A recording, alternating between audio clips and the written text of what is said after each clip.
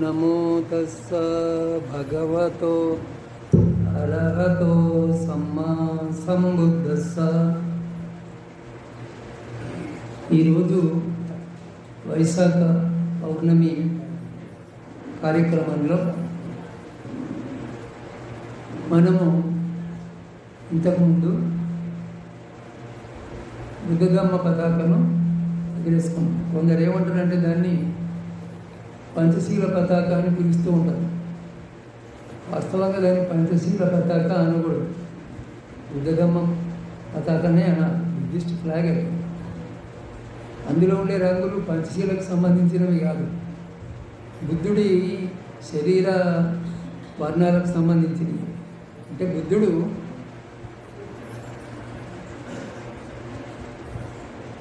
దాన్ని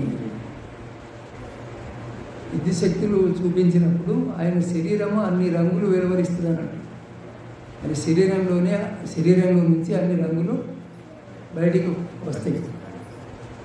అది యమక ప్రతిహార్యం చేసినప్పుడు ఆ రంగులు చూపిస్తాడు శరీరంలో.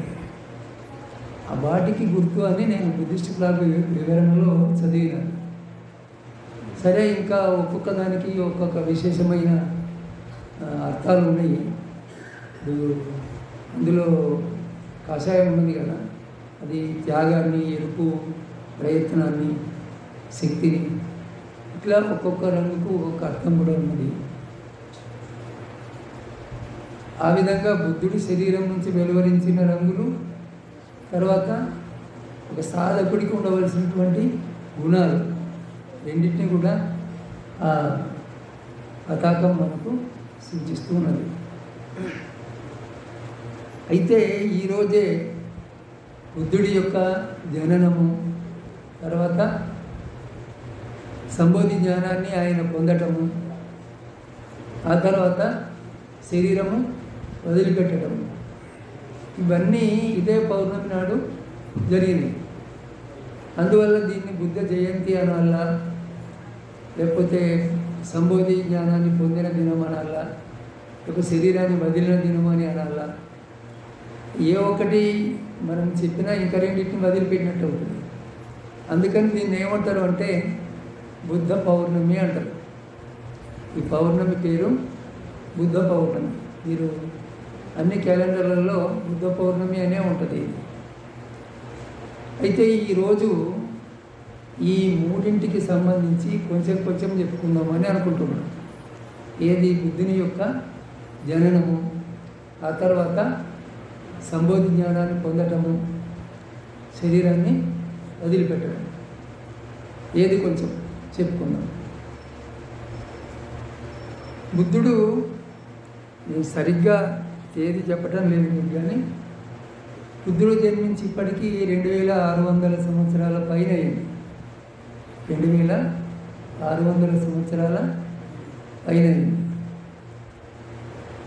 అయితే ఎక్కడ పుట్టిండు ఆయన?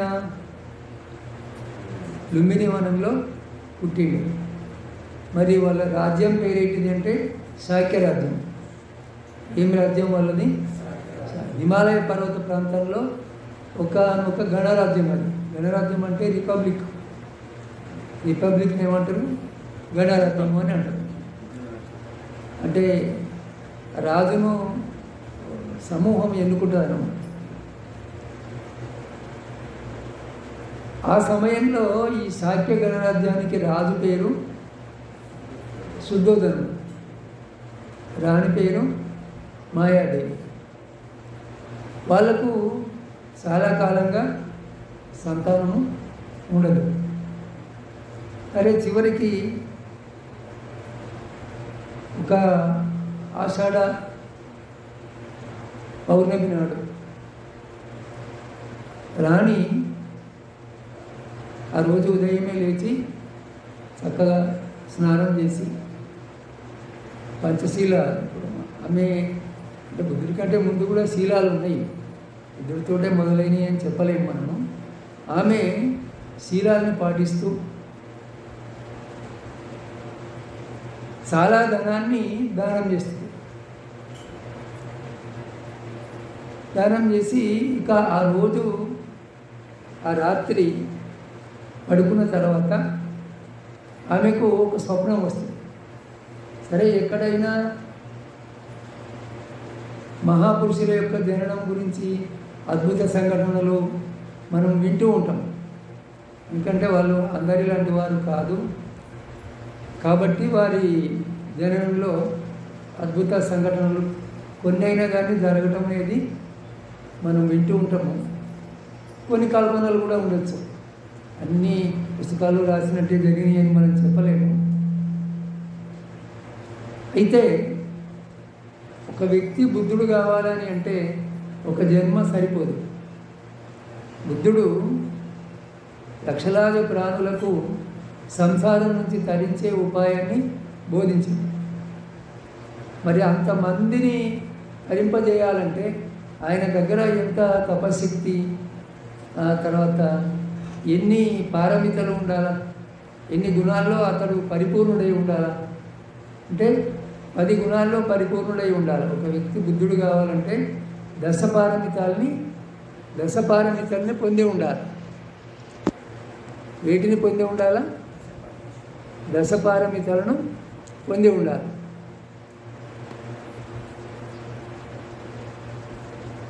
బుద్ధుడు మొట్టమొదట 500 జన్మలకు ముందు, అంటే మాయాదేవి గర్భంలోకి రాక ముందు 500 జన్మలకు ముందు సుమేధుడు అనే ఒక బ్రాహ్మణుడుగా ఉంటాడు. ఆయన ఈ ప్రపంచం యొక్క దుఃఖాన్ని, అనిత్యతను గమనించి విరాగి అయి హిమాలయాలకు వెళ్ళి ధ్యానంలో నిమగ్నమవుతాడు. సరిగ్గా అదే సమయంలో లోకంలో దీపంకరుడు అనే బుద్ధుడు ఉంటాడు. బుద్ధుడు అంటే ఇది ఒక పరంపర. గౌతమ బుద్ధుడే మొదలు కాదు, గౌతమ బుద్ధుడే చివర కాదు. కానీ చాలా తక్కువగా, అరుదుగా బుద్ధ పురుషులు లోకంలో జన్మిస్తూ ఉంటారు.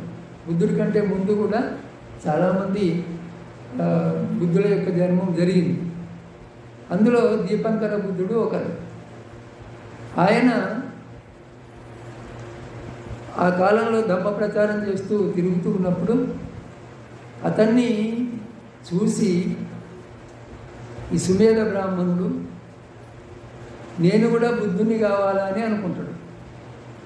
ఈ స్వీయ ముక్తి ఏమిటి? ఆ స్వీయ ముక్తి కూడా అప్పుడు పరిపూర్ణ ముక్తి మార్గం లేదు. ఋషి ప్రవృత్యం ఉండేది. సంపూర్ణంగా జన్మ లేకుండా కావటం అనేటువంటిది లేదు. ఆత్మను తెలుసుకోవటం అనే చెప్తారు లాస్ట్ దాంట్లో. అప్పుడు ఈ సుమేధుడు ఆ దీపంకర బుద్ధుని దర్శించుకొని నేను కూడా మీలాగా బుద్ధుని కావాలా, అనేకులకు దుఃఖాన్ని దాటిపోవడానికి మార్గాన్ని చూపించాలని సంకల్పము చేస్తున్నాడు. అప్పుడు ఆయన చిత్తాన్ని తన చిత్తంలో చూస్తాడు. ఎవరు? దీపంకర బుద్ధుడు. సుమేధుడు ఈ సంకల్పం చేశాడు. సుమేధుని యొక్క చిత్తాన్ని ఆయన ఏమి బయటికి చెప్పలే, నేను మీలాగా బుద్ధుని కావాలా అని బయటికి చెప్పలే. నేను బుద్ధుడు కావడం కోసం మీరు నన్ను ఆశీర్వదించండి అని అడగలేదు. తన మనసులోనే సంకల్పించాడు. ఆ సంకల్పాన్ని దీపంకర బుద్ధుడు తన మనసులో తెలుసుకున్నాడు. అద్దంలో మనం చూసుకుంటాం కదా, చూస్తే మన రూపం అద్దంలో కనిపిస్తుంది కదా, మన ముఖము అద్దంలో కనిపిస్తుంది.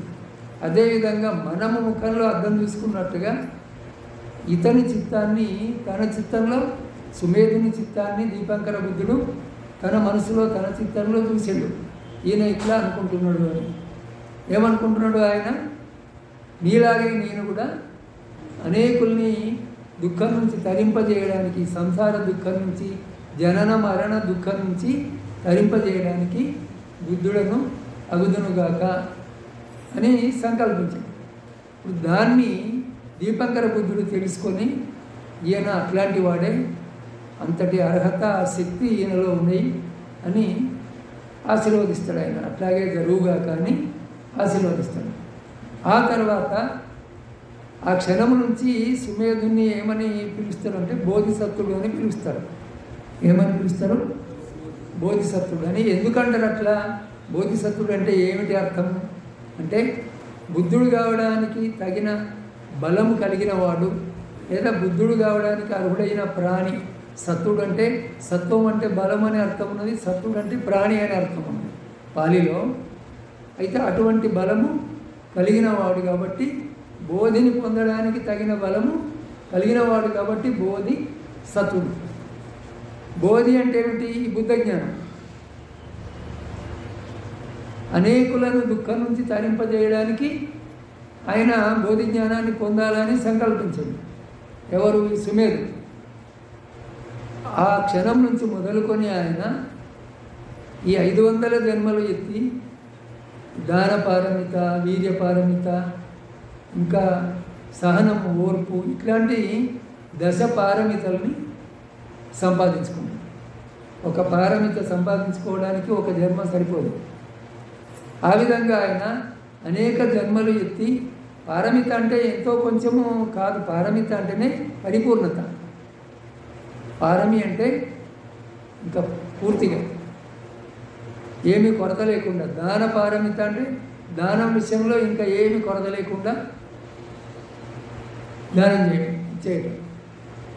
ఆ విధంగా ఈ దశపారమితలను సంపాదించుకొని చిట్ట చివరి జన్మ ఎక్కడ పుట్టాలి నేను అని అనుకుంటాడు.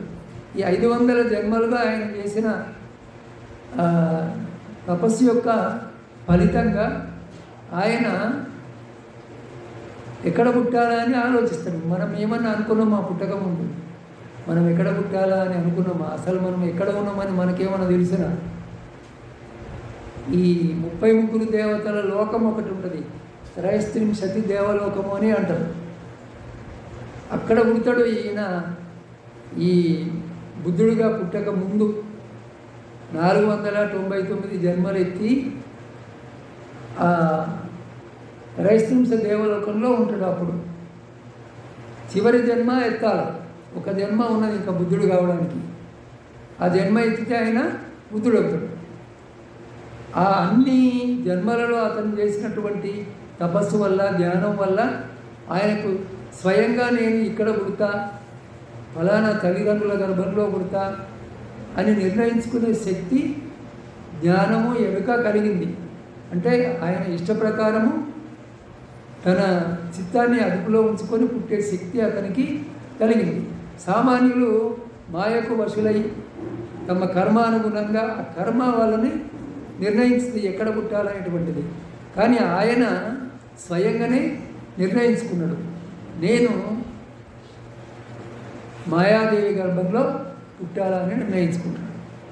ఆ విధంగా ఆ రోజు ఆమె మొదట మనం చెప్పుకున్నాం కదా, మాయాదేవి చాలా సుమారు 4 లక్షల ధనాన్ని దానం చేస్తుంది. ఆ రోజు దానం చేసి పడుకున్న తర్వాత ఆ రోజు రాత్రి ఆమెకు ఒక స్వప్నం వస్తుంది.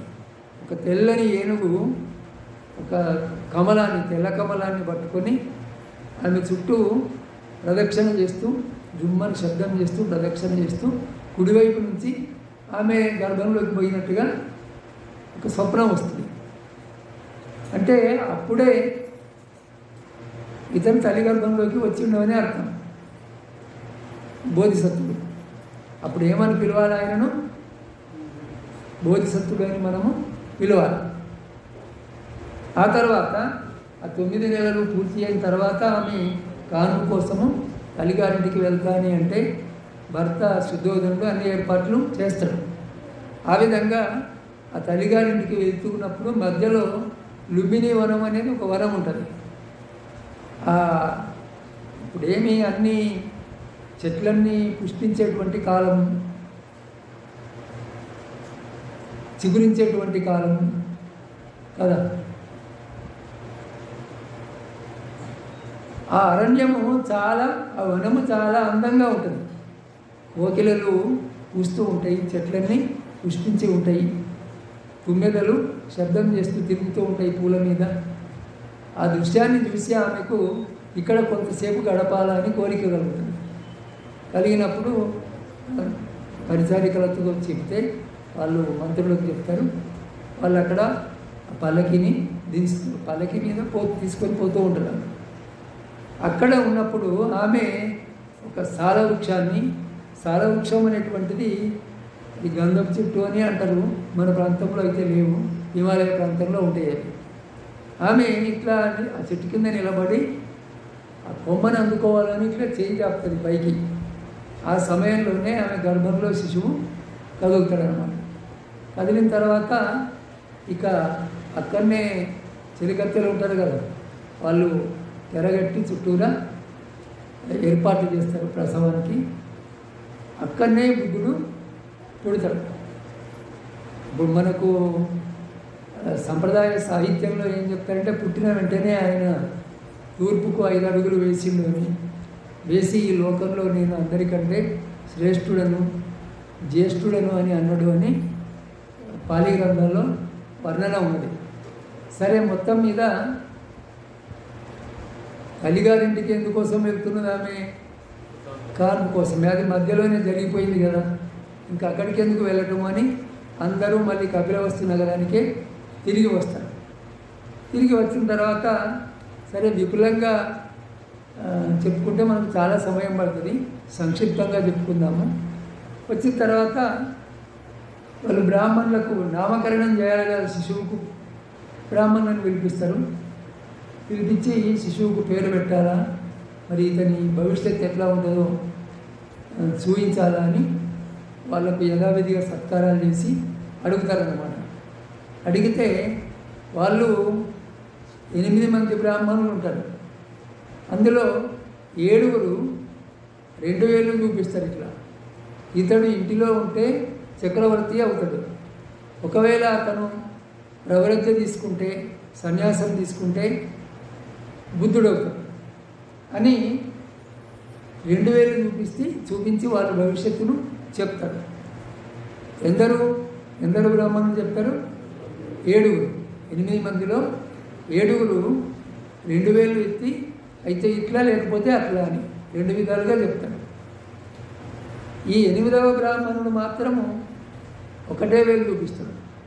ఇతను ఎట్టి పరిస్థితిలో ఇంటిలో ఉండడు, తప్పనిసరిగా ప్రవృత్తి తీసుకుంటాడు, బుద్ధుడు అవుతాడు, ఈ లోకాన్ని జనన మరణ దుఃఖం నుంచి దాటిస్తాడు అని చెప్తాడు. ఇక రాజుకు భయం అన్నమాట. నా కొడుకు చక్రవర్తి కావాలా, ఇంటిలో ఉండాలా, ఈయన ప్రవృత్తి తీసుకొని బుద్ధుడైతే నాకేమి, సాధారణంగా అందరు తల్లిదండ్రులు ఏమనుకుంటారు, మా కొడుకు ఇంట్లో ఉండాలా, పెళ్లి చేసుకోవాలా, మంచి ఉద్యోగం చేయాలా, వాళ్ళ గొప్పతనం అంతా అటువైపే ఉంటుంది. ఇటు ప్రవృత్తి అంటే ఏమిటి, ధ్యానం అంటే ఏమిటి, దీంట్లో గొప్పవాడు కావటం అంటే ఏమిటి అనేది వాళ్ళకు తెలియదు. తెలిసిన వాళ్ళకు మనసు ఇటువైపు మొగ్గు చూపరు, వాళ్ళది ఇటువైపు నా కొడుకు చక్రవర్తి కావాలని. శుద్ధోధనునికి కూడా అంతే ఉంటుంది. ఆ విధంగా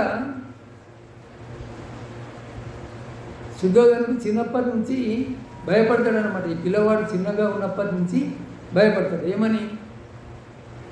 ఇతను సన్యాసి కావద్దు, ప్రవ్రజ్య తీసుకోవద్దు, ఇంటిలోనే ఉండాలి. మరి సన్యాసం ఎందుకు తీసుకుంటారు? బాగా కష్టాలు వస్తే, దుఃఖాలు కలిగితే ప్రవృత్తి తీసుకుంటారు. సంసారం అన్ని దుఃఖాలే ఉన్నాయని వెళ్ళిపోతారు. అందుకని ఇక్కడ ఇతనికి ఏ కష్టం లేకుండా పెంచాలని చాలా అల్లారు ముద్దుగా సుఖంగా పెంచుతాడు కొడుకును. 16 ఏళ్ళ వయసు వస్తుంది. వచ్చిన తర్వాత ఏం చేస్తారు? పెళ్లి చేస్తారు.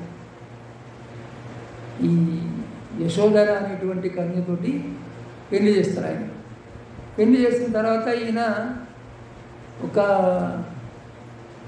29వ ఈడు వరకు, 29వ వయసు వచ్చేంత వరకు, 29 ఏళ్ళ వయసు వచ్చేంత వరకు ఇంటిలోనే సుఖంగా ఈ సంసార సుఖాల మధ్యలో గడుపుతాడు. గడిపిన తర్వాత ఇక అతనికి బయట ప్రపంచం చూడాలని కోరిక కలుగుతుంది. తండ్రికి ఏంటిది? బయట ప్రపంచంలోకి పోతే లోకంలో ఎన్నో దుఃఖాలు ఉంటాయి. కుంటి వాళ్ళు ఉండొచ్చు, గుడ్డి వాళ్ళు ఉండొచ్చు, అంగవైకల్యం ఉన్న వాళ్ళు ఉండొచ్చు, రోగిష్ఠులు ఉండొచ్చు. వాళ్ళని చూసి నా కొడుకు ఎక్కడ మారిపోతాడు అని భయం అన్నమాట. అతను ఆ విధంగా ఇంటిలోనే ఉంచుతాడు కొడుకుని బయటకు పోకుండా. అయితే ఇతనికి విసుగు వచ్చి నేను బయటకు వెళ్తా అని అంటాడు తండ్రితో. అంటే ఇక మొదట ఒప్పుకోడు, ఈయన గట్టిగా మాట్లాడేసరికి ఒప్పుకుంటాడు. ఒప్పుకొని ఇక ఎక్కడ ఎటువంటి అంగవైకల్యం ఉన్నవాళ్ళు, రోగంతో బాధపడేవాళ్ళు, ఈ దుఃఖం అనేటువంటిది కనబడద్దు కొడుకు అని నగరంలో చాటింపు వేసి అటువంటి వాళ్ళందరినీ ఇంట్లో నుంచి బయటికి రావద్దు అని చెప్తారనమాట. ఇక ఇతను రథం మీద, చెన్నుడు రథం నడుపుతూ ఉంటాడు, బయటికి వెళ్తూ ఉంటే సరే ఒకరోజు ఒక రోగి కనిపిస్తాడు. రోగం అంటే తెలుసు కదా మనకు, వ్యాధిగ్రస్తుడయ్యి శరీరంలో బలం లేక మలమూత్రాలు విసర్జిస్తాడు, శక్తి లేదు, లేవలేడు, దాంట్లో నుంచి ఈగలు ముసురుకుంటాయి, చుట్టూ దుర్వాసన ఉంటుంది, కదలలేడు. మరి రాజు ఇన్ని జాగ్రత్తలు తీసుకున్నా అది ఎట్లా కనిపించింది అంటే ఇతడి ఇంటిలో నుంచి పోవలసిన సమయం వచ్చింది కాబట్టి నువ్వు ఎన్ని జాగ్రత్తలు తీసుకున్నా అది జరగవలసి ఉన్నప్పుడు నువ్వు ఎంత జాగ్రత్త ఉన్నా ఎక్కడో ఒక చోట పొరపాటు జరుగుతుంది కదా, విధి అన్నమాట. అది దాన్నే విధి అంటారు. అయితే అతన్ని చూసి చెన్నుని అడుగుతాడు, ఈ సిద్ధార్థుడి పేరు, తల్లిదండ్రులు పెట్టిన పేరేంటిది, సిద్ధార్థుడి గారు, అందరికీ తెలిసిందే కదా. అతనేమిటి మనందరిలాగా లేడు, అట్లా ఉన్నాడు అని అడుగుతాడు. అడిగితే అతనికి రోగం వచ్చింది అంటే, రోగం అంటే ఏంటి అని అడుగుతాడు. అదే శరీరంలో ఒక వికృతి, అది ధాతువులు వికృతి చెందినప్పుడు అట్లాంటి బాధలు కలుగుతాయి. అటువంటి బాధలో ఉన్నాడు అంటే ఈ రోగం అతనికైనా మరి అందరికీ వస్తుందని అంటాడు. అందరికీ వస్తుందని అంటాడు. ఎప్పుడో ఒకప్పుడు ఎవరికైనా రావచ్చు, నాకు రోగం రాదు అని ఎవరము చెప్పలేము. అయితే ఈ లోకంలో ఈ వ్యాధి అనే దుఃఖం ఒకటి ఉన్నది అని ఆయన గుర్తిస్తాడు. మనసు వికలమై వెనుక తిరిగిపోదామంటాడు, వెనుక తిరిగిపోతారు. మళ్ళీ ఒకసారి వచ్చినప్పుడు ఒక వృద్ధుడు కనిపిస్తాడు. పూర్తిగా నడుము వంగిపోతుంది, తల అంతా తెల్లగా, వెంట్రుకలన్నీ తెల్లబడిపోతాయి, పనులు ఊడిపోతాయి, కర్ర పట్టుకొని వణుకుతూ వణుకుతూ నడుస్తూ ఉంటాడు. అప్పుడు అతన్ని గురించి అడుగుతాడు మళ్ళీ సిద్ధార్థుడు, ఎందుకు అట్లా ఉన్నాడు అని అంటే అది వృద్ధాప్యం యొక్క లక్షణము. ఆయన వృద్ధుడైంటుంటే మరి అందరము వృద్ధులం అవుతామా అని అంటాడు. అవును, అందరము వృద్ధులం అవుతాం, నేను కూడా వృద్ధులు అవుతానని నువ్వు కూడా అవుతావు, యశోధర కూడా అవుతా అంటే యశోధర కూడా వృద్ధురాలు అవుతుంది. పుట్టిన ప్రతి ప్రాణికి వృద్ధాప్యము తప్పదు అని. మళ్ళీ మనసు చెడిపోయి వెనక్కి వెళ్ళిపోతాడు. మళ్ళీ ఇంకో రోజు వస్తాడు. ఇంకో రోజు రథం మీద వెళ్తూ ఉన్నప్పుడు ఒక శవం యాత్ర జరుగుతూ ఉంటుంది. చనిపోయిన అతన్ని ఎత్తుకొని పోతూ ఉంటారు కదా అందరూ. అతన్ని శవమును బాగా అలంకారం చేసిండ్రు, కొత్త బట్టలు వీరుగా అలంకారాలు చేసిండ్రు, ఆ పాడ మీద పడుకోబెట్టిండ్రు, నలుగురు మోసుకొని పోతూ ఉన్నారు. ఈ సిద్ధార్థుడు ఏమంటాడంటే ఆయనేమో బాగా అలంకారాలతో ఉన్నాడు, పడుకొని ఉన్నాడు, ఆ నలుగురు మోసుకొని పోతున్నాడు, వీళ్ళందరూ ఎందుకు ఏడుస్తున్నారు అని అంటాడు. అంటే ఆయన చచ్చిపోయిండు, చచ్చిపోవటం అంటే ఏమిటంటాడు, ఇంకా పోవటమే, చచ్చిపోయిన వాడు మళ్ళీ రావటము ఉండదు. అందుకే ఆయన పోయిండు అంటారు.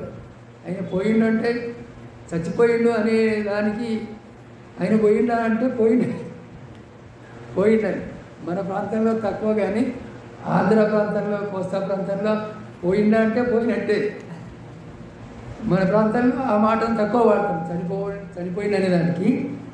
కోస్తా ప్రాంతంలో అయితే అంతే ఉంటుంది. అతను చనిపోయిండు, ఇంకా అతన్ని అంత్యక్రియలు చేయటమే, దహనం చేయటమే తప్ప ఇంకొకటి ఏం లేదు. అతనికి మళ్ళీ బాధ కలుగుతుంది, మళ్ళీ వెనుకకు వస్తాడు. ఇంకో రోజు వెళ్ళినప్పుడు ఒక పరివ్రాజకుడు కనిపిస్తాడు చెట్టు కింద. ఇట్లాగా చివరాల్లో ఉంటాడు, కాషాయ వస్త్రాల్లో, మంచి ప్రశాంతంగా తేజస్సుతో ఉంటాడు. అప్పుడు ఆయన ఎవరు అని అడుగుతాడు సిద్ధార్థుడు చెన్నుని. ఆయన పరివ్రాజకుడు, ఈ సంసార దుఃఖాలు, సంసార దుఃఖంతో కూడిన ఈ సంసారాన్ని వదిలిపెట్టి కేవలము ఆ దుఃఖ నివారణ మార్గంలో, జ్ఞాన మార్గంలో ఉన్నటువంటి వాడు అని చెప్తాడు.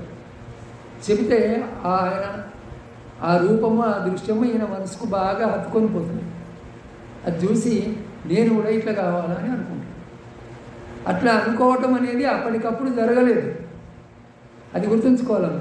500 జన్మల యొక్క ప్రభావము ఆ క్షణం మీద ఉన్నది.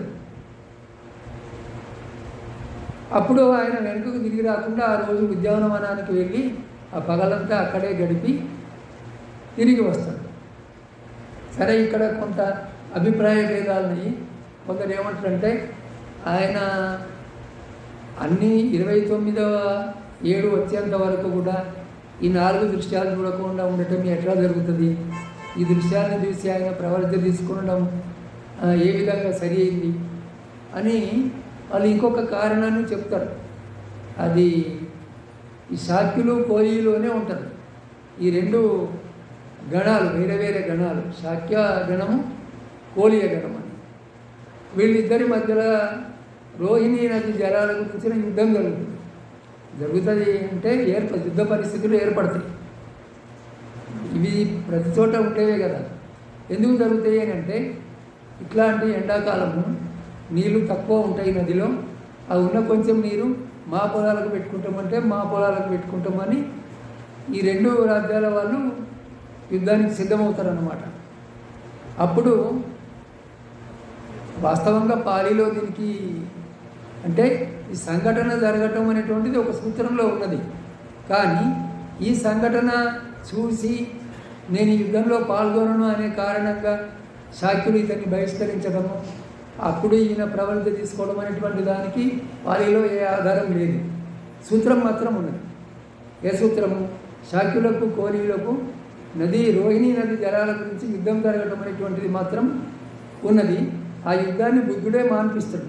అప్పటికి ఆయన బుద్ధుడవుతాడు. బుద్ధుడై వచ్చి ఇంతమంది క్షత్రియులారా ఈ యుద్ధానికి ఎందుకు సిద్ధమైంది అంటే నీటి కోసం అంట.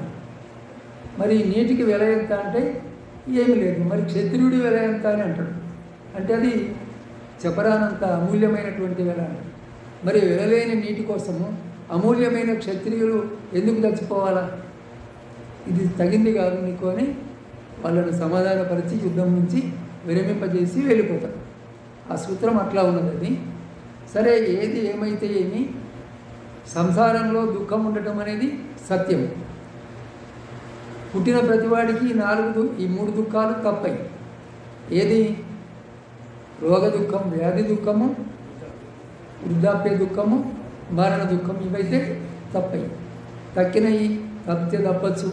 కొందరికి కొన్ని రావచ్చు, కొందరికి ఇంకా కొన్ని రావచ్చు. కానీ పుట్టిన ప్రతి ప్రాణి మరణించక తప్పదు.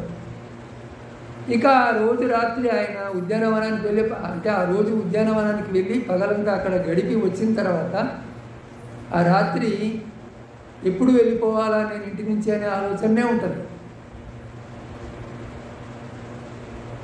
ఇక ఎప్పుడు ఇతన్ని కొడుకును ఆనందింపజేయాలని ఈ ఆడేవాళ్ళను పాడేవాళ్ళను ఏర్పాటు చేసింది కదా రాజు భవనంలో. వాళ్ళ డ్యూటీ వాళ్ళు చేస్తూ ఉంటారు. నాట్యకర్తలు ఆడుతూ ఉంటారు, సంగీతం వాయించే వాళ్ళు వాయిస్తూ ఉంటారు, పాడేవాళ్ళు పాడుతూ ఉంటారు. ఇతనికి మాత్రం వాటి మీద శ్రద్ధ లేదు. అట్లాగే నిద్రపోతాడు. ఆయన నిద్రపోయిన తర్వాత మనం పాడటం ఎందుకని వీళ్ళు కూడా ఎక్కడి వాళ్ళు అక్కడ నిద్రపోతారు. వీళ్ళు నిద్రపోయిన తర్వాత ఆయనకు మెలకు వస్తుంది. ఆయన మెలకు వచ్చి చూస్తే నిద్ర లోపల వీళ్ళంతా అసహ్యంగా కనిపిస్తాడు ఆయనకు. మనిషి మెలకుగా ఉన్నప్పుడు తను కాపాడుకుంటాడు. నిద్రపోయినప్పుడు వాడికి చెవులు కారుతున్నదా, గురు కొడుతున్నాడా, కాలు చాపుకున్నాడా, నోరు తెరిచిండా, ఏమీ గుర్తున్నది కదా. నానా రకాలుగా నిద్రలో ఈ అవస్థలు కలిగే అవకాశం ఉంటుంది కదా. అంత మంచి అందమైనటువంటి స్త్రీలు నిద్రలో ఈ స్థితిలో ఉంటారు. అంతవరకు నాట్యం చేస్తారు కదా వాళ్ళు. ఒక ఆమె నోరు తెరిచి నిద్రపోతూ ఉంటుంది, ఒక ఆమె చెవులు కారుతూ ఉంటుంది, ఇప్పుడు ఒక ఆమె గురు కొడుతూ ఉంటుంది. ఇవన్నీ చూసిన తర్వాత ఆయనకు ఇంకా వైరాగ్యం కలుగుతుంది. ఇదంతా ఏదో పీనుగులతో నిండిన శ్మశానంలాగా ఉన్నది, ఇది రాజభవనంలాగా లేదు అని, ఇప్పుడే వెళ్ళిపోవాలి ఇక్కడ నుంచి అని దీన్ని ఒక ఉద్వేగం కలుగుతారంట ఆయన మనసులో. కలిగి ఆ మేడ దగ్గర నుంచి దిగి వచ్చి ఎవరక్కడ అంటే, అయ్యా నేను చెన్నుని ఇక్కడ ఉన్నానని అంటాడు. ఎప్పుడు ఆయన సేవకుడు కదా. నువ్వు ఆ కందకాశ్వాన్ని సిద్ధం చేయి గుర్రాన్ని, నేను ఇప్పుడే వెళ్ళిపోవాలా అరణ్యానికి అంటాడు. ఆయన దాన్ని సిద్ధం చేస్తాడు. అయితే ఆ రోజు పగటిపూట ఆయన అంతకుముందు ఉద్యానవనానికి వెళ్ళిందని చెప్పుకున్నాము కదా, చెప్పుకున్నామా లేదా? పగలంతా ఆయన ఉద్యానవనంలో గడిపి రాత్రికి తిరిగి వస్తాడు. అదే రోజు ఆయన ఉద్యానవనం నుంచి తిరిగి వస్తున్నప్పుడే ఈ కొడుకు పుట్టిన కబురు ఆయనకు అందుతుంది. ఇతనికి సిద్ధార్థునికి కొడుకు పుట్టిన కబురు అందుతుంది. ఆయన ఏమనుకుంటాడు, నేను ఇల్లు విడిచి వదిలిపెట్టి పోవాలనుకుంటే ఇది ఒక కొత్త ఆటంకమా, మళ్ళీ కొడుకు మీద మోహం ఉంటుంది కదా, ప్రేమ ఉంటుంది అని, ఇది ఒక రాహుల అంటే ఆటంకం అన్నమాట. సూర్యుడిని రాహు పట్టుకున్నాడు, లేదా చంద్రగ్రహణము, గ్రహణాల్లో మనలో ఏమంటారు, రాహు పట్టుకున్నాడు అని అంటారు. అది కాదు ఆటంకం, సూర్యకాంతికి ఆటంకం, చంద్రకాంతికి ఆటంకం, దాన్ని రాహు అంటారు. బుద్ధుడు అన్న మాట, అదే సిద్ధార్థుడు అన్న మాటను వెళ్ళి శుద్ధోదనుడికి చెప్తారు ఈ రాజభటుడు. చెప్తే ఆయన కొడుకు రాహులుడు అని పేరు పెట్టాడు. ఈయన రాహుల అన్నాడు కదా, ఆ కొడుకు అంటే మనుమడికి రాహుల అని పేరు పెడతాడు. ఇక ఈయన ఇంటి నుంచి బయటకు వెళ్ళిపోయే ముందు ఏమనుకుంటాడు, కొడుకును ఒకసారి చూసుకోవాలనిపిస్తుంది. ఇంకా చూడలేదు కదా అసలు కొడుకుని. అర్ధరాత్రి పూట ఆ తలుపు దగ్గరికి పోయి మెల్లగా ఓవరగా తలుపు తీసి చూస్తాడనమాట. చూస్తే ఆ భార్య కొడుకు తలని చేయి పెట్టి నిద్రపోతూ ఉన్నది. అప్పుడు కొడుకును ఒకసారి చేతులకు తీసుకోవాలనిపిస్తుంది మళ్ళీ. అప్పుడు ఆయన ఏమనుకుంటాడు, ఈ కొడుకుని చేతులకు తీసుకోవాలంటే భార్య చేయిని పక్కకు జరపాలి. ఆమె నిద్ర లేచిందంటే ఇక బయటికి పోవటము, అరణ్యానికి పోవటం సాధ్యం కాదు. నేను బుద్ధున్నయ్య వచ్చిన తర్వాత చూస్తలే కొడుకుని చేతిలోకి తీసుకుంటా అనుకొని ఆ తలుపు దగ్గర నుంచే, తలుపు సందులో నుంచి కొడుకుని చూసి ఇంకా వెళ్ళిపోతాడు. వెళ్ళిపోయి ఒక 5 సంవత్సరాల కాలము కఠోరమైన తపస్సులు చేస్తాడు అరణ్యంలో. నేను విపులంగా చెప్పడం లేదు, మనకున్న సమయం చాలదు. అక్కడ కొంచెం చెప్పుకుందామని అనుకున్నాం కదా, అక్కడక్కడ కొంచెం చెప్పుకుందామని అనుకున్నాం. 5 ఏళ్ళు కఠోరమైన తపస్సు చేసి ఈరోజు అంటే ఈ వైశాఖ పౌర్ణమి రోజు, ఆయన పుట్టింది కూడా ఇదే రోజు. ఈరోజు ఆయన ఏమనుకుంటాడంటే, ఏం చేస్తాడంటే ఆయన పొద్దున్నే ఒక మర్రి చెట్టు కింద కూర్చొని ఉంటాడు. ఏ చెట్టు కింద? మర్రి చెట్టు కింద. ఎక్కడ ఇది? ఇప్పుడున్న బుద్ధగయలో, ఇప్పుడు బుద్ధగయ ఉన్నది కదా బీహార్లో, అక్కడ అనమాట. అయితే ఆ బుద్ధగయకి సమీపంలో సేనాని అని ఒక గ్రామం ఉంటుంది. ఆ గ్రామ పెద్ద కూతురు పేరు సుజాత. ఆమె ఈ మర్రి చెట్టుకు ఎప్పుడో మొక్కుకుంటుంది పెళ్లి కాకముందు. ఏమని మొక్కుకుంటుంది? నాకు అన్ని విధాల అనుకూలమైన వంశం నుంచి గుణవంతుడైన భర్త దొరకాల, మొదటి కానుకలో కొడుకు పుట్టాలి. అయితే నేను 1,00,000 ఖర్చు పెట్టి నీకు పూజ చేస్తానని మొక్కుకుంటుందని ఈ మర్రి చెట్టుకు. ఆమె అనుకున్నట్టుగానే ఆమెకు మంచి భర్త దొరుకుతాడు, మొదటి కానుకలో కొడుకు పుడతాడు. ఆ రోజు అంటే ఈ వైశాఖ పౌర్ణమి రోజు ఆమె మొక్కు చెల్లించుకుంటానని అనుకుంటుంది. అనుకొని చిక్కని పాయసాన్ని తయారు చేస్తుంది. చిక్కని పాయసాన్ని తయారు చేయించి ఇక దాన్ని ఈ వృక్షదేవతకు సమర్పించుకోవాలి కదా, మర్రి చెట్టు దేవతకు. దాన్ని తీసుకొని వస్తుంది, బంగారు పల్లెల్లో తీసుకొని వస్తుంది. వచ్చి ఆ చెట్టు కిందికి వచ్చేసరికి ఇక్కడ ఎవరున్నారు? సిద్ధార్థుడు బోధిసత్వుడు కూర్చొని ఉన్నాడు. అప్పుడు ఆమె గ్రహిస్తుంది, ఈయన ఎవరో మహాత్ముడు ఉన్నాడు అని గ్రహించి, మహాత్మా ఇది నీకే సమర్పితము, నాకే విధంగా ఇక్కడ నేను కోరుకున్న కోరికలు తీరినాయో మీకు కూడా అదేవిధంగా మీ సంకల్పము నెరవేరు కాక అని అనుకొని అది బుద్ధుడికి సమర్పించి వెళ్ళిపోతుంది. ఇక బుద్ధుడు దాన్ని తీసుకొని పక్కనే నైరంజన నది ఉంటుంది, ఆ నది దగ్గరికి వెళ్ళి దాంట్లో స్నానం చేసి దాన్ని 49 ముద్దలు కట్టి తింటాడు ఆ పాయసాన్ని. అది చాలా బలకరమైనటువంటి పాయసం. ఆ తర్వాత 49 రోజులు ఆయన భోజనం చేయడు.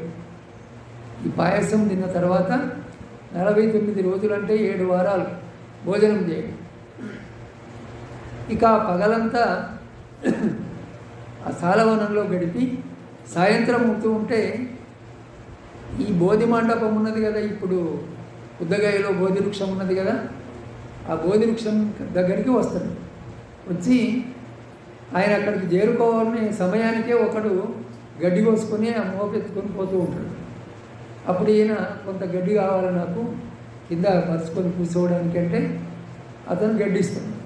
ఆ పచ్చి గడ్డిని పరుచుకొని దాని మీద చక్కగా ఆసనం వేసుకొని గొప్ప సంకల్పం చేసి కూర్చుంటాడు. దృఢమైన సంకల్పం చేసి కూర్చుంటాడు.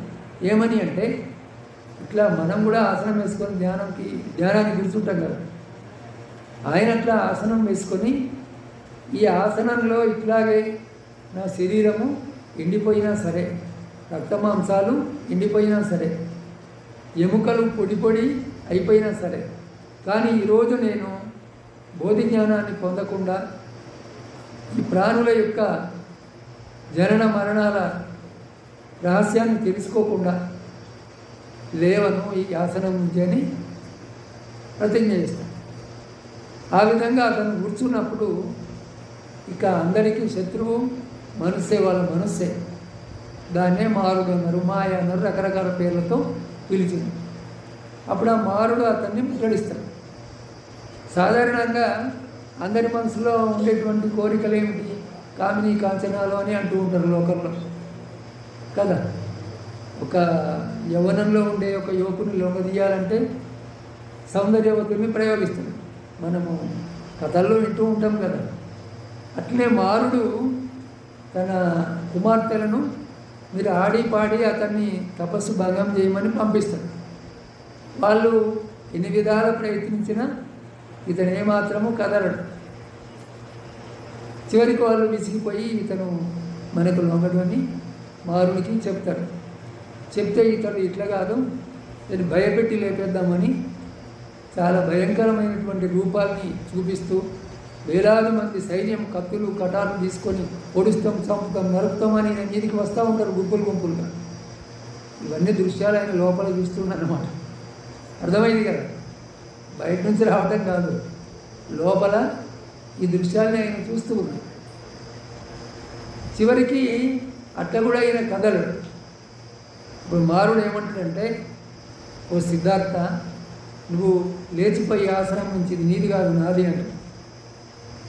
అంటే బుద్ధుడు ఏమంటాడు, సిద్ధార్థుడు ఏమంటాడు,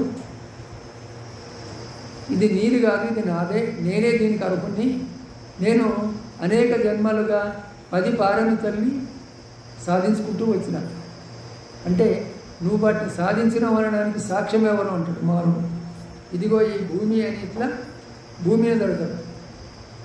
తడితే ఆ శబ్దానికి, అంటే ఆ శబ్దం ఎట్లా వినిపిస్తుంది అంటే పెద్ద భూకంపం వచ్చినట్టుగా వినిపిస్తుంది. ఆ శబ్దానికి మారుడు ఆయన సైన్యం అంతా పారిపోతారు అక్కడి నుంచి. మొదటి జాము కంటే కొంచెం ముందే ఇవన్నీ జరుగుతాయి. అప్పుడు ఆయన మనసు పూర్తిగా ఏకాగ్రమవుతుంది, పోరాటం పోతుంది, మనసు నిశ్చలమవుతుంది. నిశ్చలమైన తర్వాత మొదటి జాములో అనేక పూర్వజన్మల్ని తెలుసుకుంటాడు ఆయన. రెండవ జాములో ప్రాణులు తమ కర్మగతిని బట్టి ఏ విధంగా సుఖకరమైన దుఃఖకరమైన జన్మలను లేదా లోకాలను పొందుతున్నారు అనేది చూస్తాడు. ఇప్పుడు కర్మకు ఫలం ఉండాలి కదా. నువ్వు 1 రోజులు జీతం చేసినావు అనుకో, పని చేసినావు, జీతం ఇవ్వాలా వద్దా? నీకు జీతానికి నువ్వు అర్హుడవా కాదా అంటే అర్హుడవే కదా. కర్మకు ఫలం ఉండాలి కదా. అట్నే ప్రకృతిలో నియమం ఎట్లా ఉన్నది? నువ్వు ముళ్ళు మీద అడిగేసినావు, ముళ్ళు ఉడుస్తుంది కదా. అగ్గిలో చేయి పెట్టినావు, కాలుతుందా లేదా? అంటే ఆ కర్మకు ఆ ఫలము కదా అది. ఆ విధంగా ప్రాణులు ఇక్కడ తాము చేసిన దుష్కర్మ ఏంటి? ప్రాణుల్ని చంపటము, దొంగతనాలు చేయటము, వ్యభిచారం చేయటము, సాధువుని నిందించడము, అబద్ధాలు చెప్పడము, ఇటువంటి మద్యపానం చేసి అల్లర్లు చేయటము, ఇట్లాంటి చెడ్డ కర్మలు చేసి దుర్గతిని పొందే ప్రాణుల్ని చూసింది. మంచి కర్మలు చేసి సుగతిని, మంచి జన్మని పొందే ప్రాణుల్ని కూడా ఆయన చూసింది. తర్వాత ఇది ఎప్పుడు రెండవ జాములో. మూడవ జాములో ప్రతీత్య సముత్పాద జ్ఞానాన్ని పొందిండు ఆయన. ఎన్నవ జాములో? మూడవ జాములో. ప్రతీత్య సముత్పాదం అంటే ఏమిటి? ఇదిగో దీని వలన ఇది కలుగుతున్నది. ఇప్పుడు మనము ఒక వేప గింజను నాటితే వేప చెట్టు మొలుస్తుంది కదా, మర్రి గింజను నాటితే మర్రి చెట్టు మొలుస్తుంది. మర్రి చెట్టుకు మర్రి గింజ కారణము, వేప చెట్టుకు వేప గింజ కారణం. అదేవిధంగా సంసారంలో జన్మకు కారణం ఏంటిది? జన్మకు కారణం ఏంటిది అని అనటం ఎందుకంటే జన్మ ఉన్నప్పుడు దుఃఖం ఉంది, జన్మ లేకపోతే దుఃఖం లేదు. అది జన్మకు కారణం ఏంటిది అని ఆయన పరిశీలించి ఇదిగో దీనివల్ల ఇది కలుగుతున్నది అని తెలుసుకున్నాడు. దీన్ని మనం ఇంతకుముందు చాలా విపులంగా చెప్పుకున్నాము. మొట్టమొదట అవిద్యతో ప్రాణి, అవిద్య అంటే రాగద్వేష మోహాలతో కర్మలు చేయటం వల్ల సంస్కారాలు ఏర్పడుతుంది. అవిద్య పచ్చయ సంకారాన్ని పాలిలు. సంకారం వల్ల ఈ విజ్ఞానం ఏర్పడుతుంది. విజ్ఞానం అంటే మన మనస్సు అనుకో. విజ్ఞానం అంటే ఏమిటి? మన మనస్సు. మరి అంతకుముందు మనస్సు లేదా? ఏ మనసుతో వాడు మరి ఆ కర్మలు చేసిండో అని అడిగితే దీనికి ఏది బిగినింగ్ అనేది చెప్పడం సాధ్యం కాదు. ఈ సంసారానికి మూలము చెప్పడం ఎవరికి సాధ్యం కాదు. మనము ఎక్కడో ఒక చోట దాన్ని పట్టుకోవాలి తప్ప ఇది మొదలు ఇది తుది అని దీనికి చెప్పడం ఇది. అందుకని సంసారం అని ఏమన్నారంటే ఒక చక్రము అన్నాడు. మీకేమన్నా విసుగు వస్తున్నదా వినటంలో? ఈ స్టోరీయే కదా, హాయిగా వినొచ్చు. అయితే ఒక చక్రానికి ఏది మొదలు ఏది చివరి అంటే ఏం చెప్తావు? ఒక గుండెని చక్రం ఉన్నదనుకో, ఏం చెప్పొస్తుంది? ఏమీ చెప్పరాదు. ఇప్పుడు ఒక సైకిల్ చక్రము తీసుకుందాం మనం, అది గుండ్రగా ఉన్నది కదా, ఎక్కడ మొదలు ఎక్కడ చివరి అని ఏం చెప్పలేము. కానీ మనం లెక్క పెట్టాలా అనుకో పుల్లల్ని, దానికి ఒక దగ్గర ఏదైనా ఒక గుర్తు పెట్టి లెక్క పెట్టుకుంటూ మళ్ళీ అక్కడి దాకా వస్తే ఆ చక్రం పూర్తి అయింది అని అనుకుంటాం. ఆ విధంగా ఎక్కడో ఒక చోట మనం దీన్ని పట్టుకోవాలి తప్ప దీనికి మొదలు ఎక్కడ ఉందని వెతికితే అది దొరకదు. అందువల్ల అప్పటికే ఉన్నాడు. అంతకుముందు ఆ ప్రాణి లేకుండా అప్పుడే పుట్టిందని కాదు. అప్పుడే కొత్తగా పుడితే ఇంకో ప్రశ్న వస్తుంది, ఏంటిది? కొత్తగా పుట్టిన వాడికి రాగద్వేష మోహాలు ఎక్కడికి వెళ్ళి వచ్చినాయి అని. ఇప్పుడే కొత్తగా పుట్టిన ప్రాణికి రాగద్వేష మోహాలు ఎక్కడి నుంచి వచ్చినాయి? ఒకవేళ దేవుడు పుట్టించండు మనం అందరినీ అనే సిద్ధాంతాలు కూడా ఉంటాయి కదా. దేవుడు పుట్టిస్తే అందరినీ పుట్టించండు కదా, అంతకుముందు జన్మ లేదు, ఇదే ఒక జన్మ కొత్తగా పుట్టించండు మనందరినీ. మరి కొత్తగా పుట్టిన వాడికి ఈ కర్మలు ఎక్కడి నుంచి వచ్చినాయి? అందరినీ దేవుడే పుట్టిస్తే ఒకరిగా ఎందుకు పుట్టియలేదు? ఒకరిని అందంగా పుట్టించాడు, ఒకరిని వికారంగా పుట్టించాడు, ఒకరికి ధనం ఇచ్చాడు, ఒకరికి దరిద్రం ఇచ్చాడు. ఇవన్నీ ఎందుకు ఇచ్చాడు అంటే ఆ దేవుడు పక్షపాతి అనమాట. కాబట్టి దేవుడు పుట్టించాడు అనటం కూడా సరికాదు. మానవులు తమ కర్మానుసారంగానే సుఖదుఖాలని పొందుతున్నారు. అవిద్య అంటే రాగద్వేష మోహాల వల్ల ప్రాణి కర్మలు చేయటం వల్ల ఈ విజ్ఞానం మనస్సు ఏర్పడుతున్నది. అర్థం కావడానికి మనస్సు అంటున్నా, విజ్ఞానం అనటమే సరి అయింది దానికి వర్డ్. తర్వాత విజ్ఞానం కారణంగా నామరూపాలు అంటే ఈ శరీరము మనస్సు ఇవి ఏర్పడుతుంది. తర్వాత నామరూపాల కారణంగా 6 ఆయతనాలు ఏర్పడుతుంది. అంటే 5 ఇంద్రియాలు, మనస్సు. 5 జ్ఞానేంద్రియాలు తెలుసు కదా మీకు. ఏమిటి అవి? చెవి, చర్మము, కన్ను, నాలుక, ముక్కు ప్లస్ మనస్సుతోటి 6. ఇప్పుడు చెవి ఉన్నది కాబట్టి బయట నుంచి శబ్దాలు వినబడతాయి, మనకు మంచి మంచి పాటలు వినబడతాయి, మంచి మంచి మాటలు వినబడతాయి, లేకపోతే తిట్లు శాపనార్థాలు కూడా వినిపిస్తాయి. అయితే పొగిడితే పొంగిపోతాము, తిడితే కుంగిపోతాము. ఇది ఎక్కడ మొదలైంది? చెవి ఉన్నది కాబట్టి మంచి చెడు వినబడుతున్నది, మంచి మీదనేమో రాగం ఏర్పడుతున్నది, చెడు మీద ద్వేషం ఏర్పడుతున్నది. వీటిని నిగ్రహించాలి. ఎక్కడ నిగ్రహించాలా? చెవులు మూసుకుందామా? ఎంతగానో మూసుకుంటాం చెవులను, కాబట్టి ముయ్యలేము. కానీ ఎక్కడ మనం దాన్ని నిగ్రహించాలంటే అది మనసులోకి వచ్చినప్పుడే దాన్ని మెచ్చుకోవడం జరగకూడదు, తిరస్కరించడం జరగకూడదు. అక్కడనే దాన్ని కంట్రోల్ చేయాలి. రాయి పడుతుంది, నీళ్ళలో రాయి పడితే ఎట్లయినా చలనం ఉంటుంది. కానీ మనం ఎట్లా ఉండాలా? రాయి పడ్డా కూడా చెల్లించకుండా ఉండాలి. అర్థమైందా? బయట నుంచి శబ్దం ద్వారా ఒక రాయి పడ్డది మన లోపల, ఒకటి తిట్టిండు మనకు, మనసు అంతా చెడిపోతుంది. దినమంతా వాడు ఎటు పరధ్యానంలో ఉంటాడు. వాడు ఎట్లా తిట్టాను ఇన్ని మాటలని వాడు చింతలో గడుపుతాడు దినమంతా కదా. ఆ విధంగా శబ్దం గురించి ఒక ఉదాహరణ చెప్పిన మీకు. స్పర్శ గురించి కూడా అంతే. శబ్దము, స్పర్శ, రూపము, రుచి, వాసన, ఈ ఐదింటి గురించి ఇదే విధంగా మనం గ్రహించాలి. అన్నిటి గురించి విపులంగా చెప్పడానికి సమయం లేదు.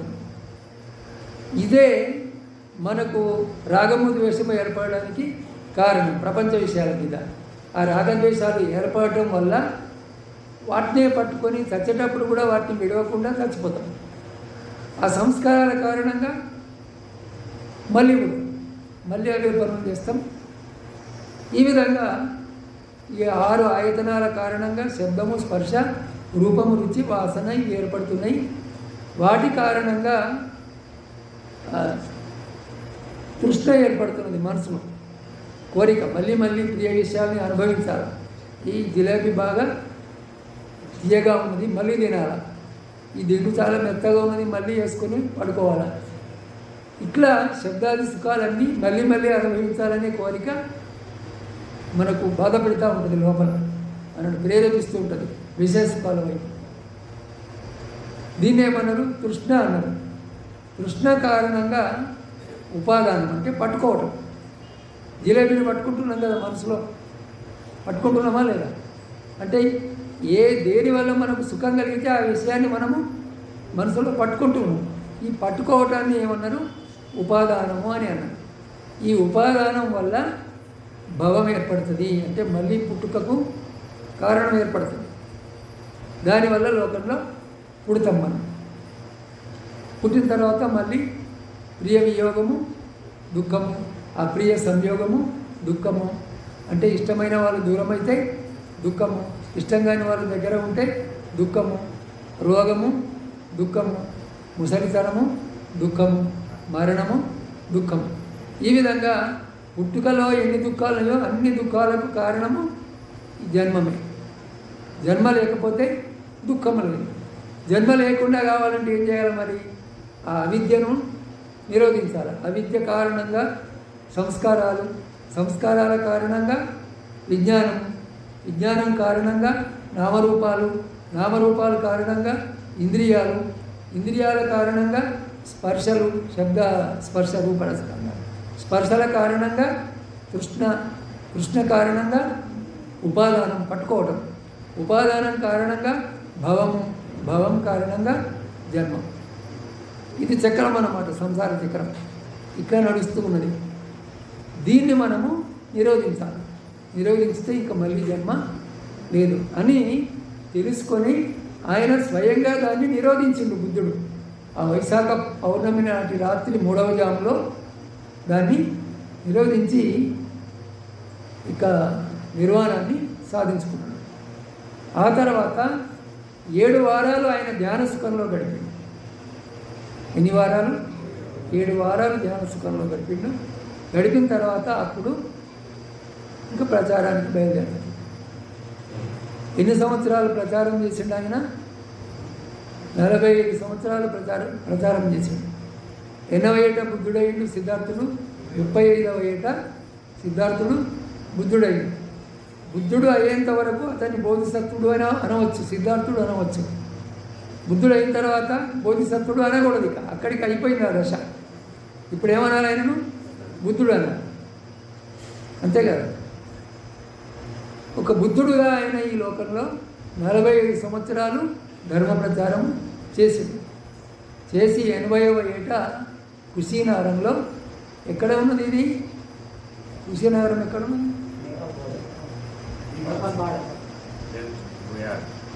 స్టేట్ మరి ఇండియన్ స్టేట్ బీహారా యూపీఐ? ఇది యూపీ అనే అనుమానం నాకు. యూపీ ఇది ఏంటి? అదేనా ఊరు గోరఖ్పూర్కు దగ్గరలో ఉంటుంది, గోరఖ్పూర్కు సమీపంలో ఉంటుంది. అక్కడ శిబిరాన్ని వదిలిపెడతారు కుశీనగర్లో. దాని గురించి విపులంగా చెప్పడానికి సమయం లేదు మనకు. ఇంకా ఇప్పటికి 50 నిమిషాలు అయింది. మళ్ళీ వచ్చే పౌర్ణమికి విపులంగా చెప్పుకుందాము. ఈ 2 సంఘటనలు మాత్రం కొంతవరకు విపులంగానే చెప్పుకున్నాం. ఏది? జన్మము, జ్ఞానాన్ని పొందడం, బుద్ధ జ్ఞానాన్ని పొందడం. అయితే ఆ కుశీనగర్లో అది కూడా వైశాఖ పౌర్ణమి రోజు అంతటా వెన్నెల ఉంటుంది. ఇక ఆయన శరీరం వదిలిపెట్టే ముందు సుభద్రుడు అనే ఒకడు వచ్చి నాకు జ్ఞానం చెప్పు అని అంటాడు. ఆయన ఏమో అలసిపోయి విరేచనాలతో బాగా బాధపడతాడు. రక్త విరేచనాలతో బాగా బాధపడతాడు. మనం మళ్ళీ ముగించుదాం అనుకుంటే పెరుగుతున్నది కథ. శుద్ధుడనే వ్యక్తి ఇతనికి భోజనం పెడతాడు. ఆ భోజనము ఈయన తీసుకున్న తర్వాత ఈయనకు విరేచనాలు మొదలవుతాయి. ఆయన ఏమి చెడు ఉద్దేశంతో భోజనం పెట్టలేదు, ఈయనకు జీర్ణం కాలేదు. ఒక రోగం రావడానికి ఎన్నో కారణాలు ఉంటాయి కదా. అట్లా విరేచనాలు అవుతున్నా కూడా పావానగరంలో ఆయన భోజనం పెడతాడు ఈ సుందుడు.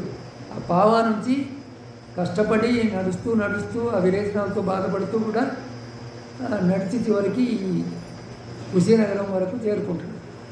చేరుకున్న తర్వాత ఆయన అలసిపోయి మరణశయ్య మీద ఉంటాడు. ఈ సుభద్రుడు అనేవాడు నాకు జ్ఞానం చెప్పు ఇప్పుడు అంటాడు.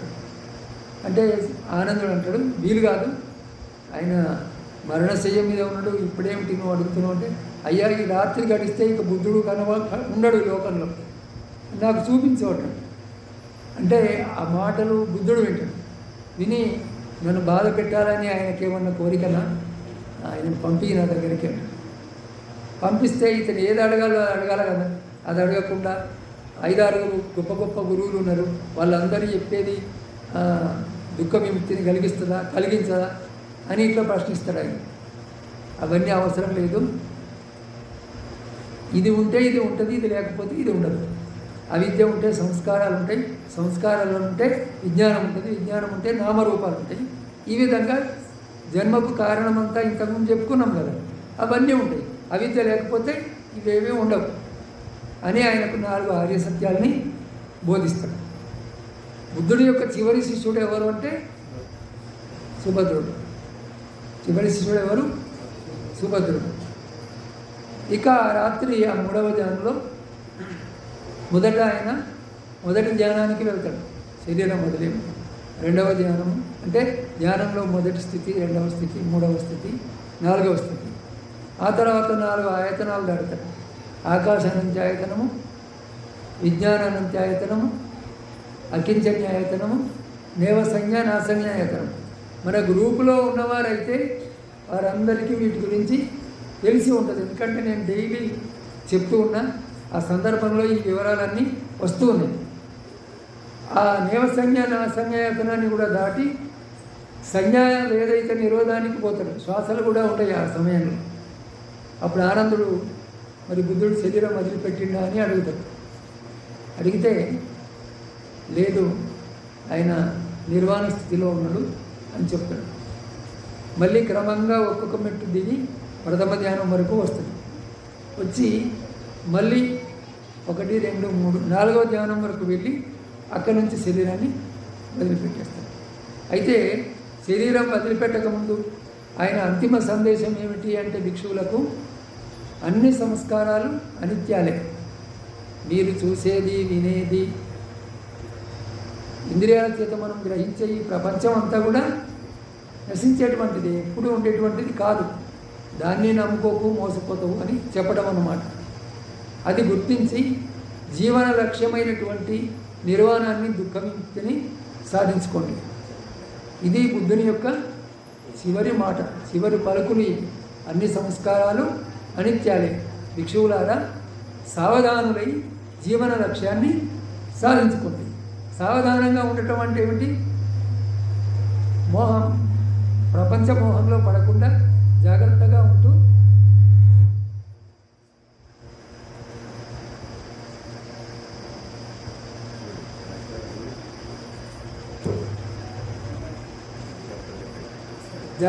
ఉంటూ నిర్వాణాన్ని సాధించుకోవాలని చెప్పడం. అది చెప్పిన తర్వాత ఈ 4 ఇంతకుముందు చెప్పుకున్న స్థితులు ఉన్నాయి కదా. మొదట సంజ్ఞావేదైతే నిరోధం వరకు పోయి మళ్ళీ మొదటి ధ్యానం వరకు వచ్చి మళ్ళీ 4వ ధ్యానం వరకు పోయి శరీరాన్ని వదిలిపెడతాడు. అప్పుడు శరీరం వదిలిపెట్టిన బుద్ధులని పక్కనున్న భిక్షువు చెప్తాడు. ఇంకా నిర్వాణాన్ని సాధించుకొని భిక్షువులు ఉంటారు కదా, ఇంకా ముక్తులు కానీ వాళ్ళు కొంచెము అనిత్యత స్మరణ తక్కువ ఉన్నవాళ్ళు ఏడుస్తూ ఉంటారు, ఛాతీ కొట్టుకుంటూ ఏడుస్తూ ఉంటారు. మేము ఇంకా సాధించుకోవాల్సింది చాలా ఉన్నది, కానీ మా మార్గదర్శి వెళ్ళిపోయాడు. అదేమో నా మనసు చాలా సెన్సిటివ్ అయిందనమాట. ఇది చెప్తూ ఉంటే నా మనసు దుఃఖం లేకపోతుంది. ఇట్లా పోకూడదు, ఇదొక నరాల బలహీనత. అయితే అది కొందరు ఏడుస్తారు, కొందరేమో అన్నీ అనిత్యమే కదా, ప్రతిదానికి ఎప్పుడో ఒకప్పుడు పోవలసే ఉంటుంది కదా అని అనిత్యతను స్మరించుకొని ధైర్యంతో ఉంటారు. ఇంకా ఆ తర్వాత మహాకాశ్యపుడు తోవలో ఉంటాడు, ఆయన వస్తాడు. ఆయన చేరుకున్న తర్వాత అంత్యక్రియలు జరుగుతాయి. ఆయన చితాభస్మాన్ని 7-8 భాగాలు చేస్తారు. అదే ఆ భాగాలు చేస్తారు. అప్పుడు వాళ్ళు దాన్ని అప్పటి రాజులు పంచుకుంటారు, ముఖ్యంగా రాజులు పంచుకుంటారు. అంటే రాజులు అంటే ఈ గణరాజ్యాలు ఉన్నాయి కదా, వీళ్ళందరూ పంచుకుంటారు. అజాతశత్రువు, తర్వాత లిచ్చవులు, వైశాలి లిచ్చవులు, ఇంకా కుశీనార మల్లులు, బేటదీపవాసులు, రామగ్రామము, ఇట్లా అప్పటి వాళ్ళు క్షత్రియులందరూ కూడా వారు పంచుకొని వాటి మీద గొప్ప గొప్ప స్తూపాలు నిర్మాణం చేస్తారు. ఇక ఒక బ్రాహ్మణుడు వాళ్ళకు ఈ చితాభస్మాన్ని పంచుతాడు. ఆ పంచిన దాని మీద ఈయన ఒక స్తూపం కడతాడు, బుర్రకాయతోటి పంచుతాడు అన్నమాట. కులపాత్రలు అవే కదా, ఎనిమిన బుర్రకాయలు పోసి దాన్ని తుంబ స్తూపం అంటారు. తుంబ అంటే ఎనిమిన బుర్రకాయ. ఈ విధంగా బుద్ధుడి శరీరాన్ని వదిలిపెట్టింది. ఇప్పుడు మనము సంక్షిప్తంగా ఈ 3 ఘటనల గురించి చెప్పుకున్నాం. విపులంగా చెప్పాలంటే ఈ గంట సమయము ఒకదానికి కూడా సరిపోదు, బుద్ధుడి జననానికే సరిపోదు. కానీ మనము ఈ ఒకే రోజు 3 సంఘటనలు వచ్చినాయి కాబట్టి ఏది కొంచెము చెప్పుకున్నాము. సరిగ్గా మనకు గంట సమయము అవుతూ ఉన్నది. భవతు సర్వమంగళం రక్షन्तు సర్వదేవత సర్వబుద్ధానుభావేన సర్వధమ్మానుభావేన సర్వసంఘానుభావేన సదా స్వస్తి భవంతు తే.